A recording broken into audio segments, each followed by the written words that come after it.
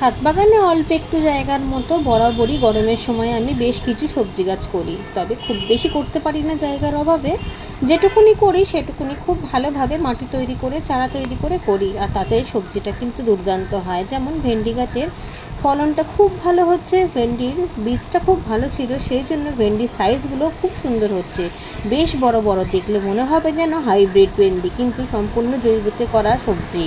আর এত সুন্দর গাছের চেহারা রয়েছে, কোনো রোগ পোকা যেমন নেই তেমনও কোনো মিলিবাগ টিলিবাগ কোনো কিছু নেই। পাতা একেবারে ফ্রেশ চকচকে, গাছের চেহারা ভীষণই ভালো। আর প্রত্যেক 2 দিন 3 দিন ছাড়া ছাড়াই ভেন্ডিও পাচ্ছি খুব। যদি একসাথে অনেক গাছ করতে পারতাম তাহলে অনেক বেশি ভেন্ডি পেতাম, কিন্তু ওই যে বললাম জায়গার অভাবে খুব বেশি গাছ করতে পারি না, শখের জন্য একটু সবজি গাছ করি, ওইটুকুনিতেই আমি খুশি। দেখলেও শান্তি হয় যে নিজের হাতে শাকসবজি চাষ করছি।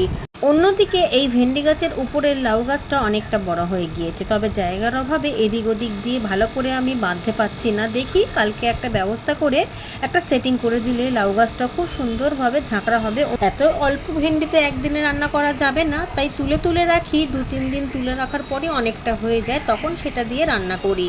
ওয়েদারটা আজকেও দেখতেই পাচ্ছেন কতটা গরম, কতটা রোদের তাপ, চোখ জ্বালা করে। বাকি পেঁয়াজগুলোও আজকে তুলে ফেললাম, কারণ মাঝে মধ্যেই ঝড় বৃষ্টি হচ্ছে, এরপর রাখলে হয়তো পেঁয়াজগুলো পচে যাবে।